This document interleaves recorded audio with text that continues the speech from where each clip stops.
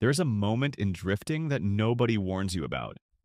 The moment the rear breaks loose, the car goes sideways, and for one fraction of a second, you have a choice. Fight it or flow with it. Every driver in the history of this sport faced that moment. And everything, every rank, every trophy, every name written in smoke, started with what they chose. You've seen the footage 1,000 times. Smoke pouring off the rear tires. The car at a perfect angle, inches from the wall. The crowd erupting. You know the names? Daigo Sato, Vaughn Gittin Jr., Mad Mike. You know the cars, the engines, the suspension setups. You know everything about drifting except what it actually feels like.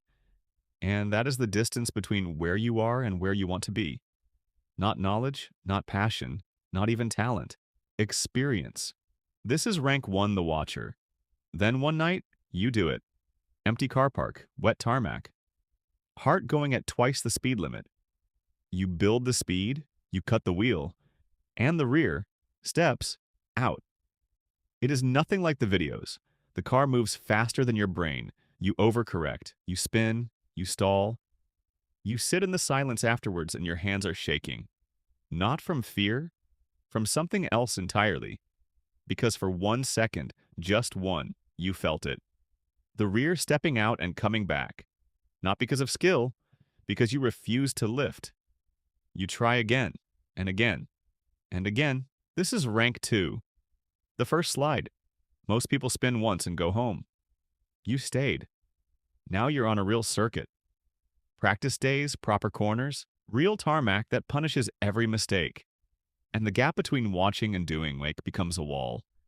You think you can hold an angle. The circuit disagrees. You think you can link 2 corners. The car corrects you. You hit a tire wall, then another one. You destroy a set of tires in 20 minutes. You sit in the paddock and look at the bill and question everything. But then, you watch the fast guys, and you notice something. They're not fighting the car. They're listening to it. And slowly, you start to hear it too. The throttle talking, the weight shifting, the chassis breathing. This is rank 3 Teehee Grassroots driver. The car is starting to speak, and you're finally starting to listen. Your first competitive event. Judges watching, crowd watching. Every angle calculated, every line judged. You are no longer driving for yourself.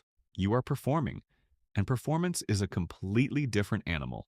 Then comes tandem. Someone pulls up beside you.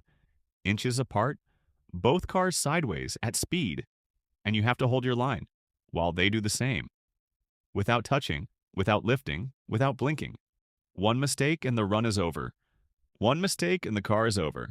This is the moment that separates the drivers from the enthusiasts. This is rank 4, the competitor. Some freeze here forever. You don't. You win.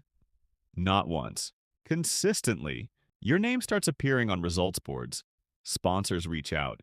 You get your first tire deal. Your car stops being a modified road car. It becomes a weapon. Purpose-built for one thing only. And your driving style, the way you carry angle, the way you initiate, becomes recognizable. People watch your footage and they know it's you before they see the number plate. You have a signature. And the next level, the National Series, is watching. This is rank 5, the regional champion. The smoke is starting to mean something. Formula Drift, British Drift Championship, D1 Grand Prix. You are here. Full sponsorship. Dedicated crew. A car built by a team of engineers for one purpose. Thousands in the stands. Millions watching online. And the tandem battles here are something else entirely. Inches apart. Over 100 miles an hour. Sideways. One mistake in front of the world, and the world watches it in slow motion. This is rank 6, the National Pro. Driving is no longer something you do. It is who you are. There are no more levels above this, just the smoke, the angle, the wall, the crowd, and your name written permanently into the history of the sport. Daigo Saito, Mechanical Fury. Raw power made into art. Vaughn Gittin Jr. Precision and theater, every run a performance. Mad Mike, who looked at the rulebook and made it smoke too. They didn't become legends because they were the most talented. They became legends because they were the last ones standing after every crash, every loss, every season that tried to end them. This is Rank 7, the World Champion. Here is what every rank of drifting teaches you. The wall is always there, it doesn't move, it doesn't care how good you are, it just waits. And the difference between the drivers who become champions and the ones who go home is not the car. It is not the setup. It is not even the talent. It is the willingness to go sideways, inches from the wall, and not lift every single time. So, what rank are you at right now? And what wall are you refusing to get close enough to? Because the smoke only comes from those who commit fully, with no guarantee of what's on the other side.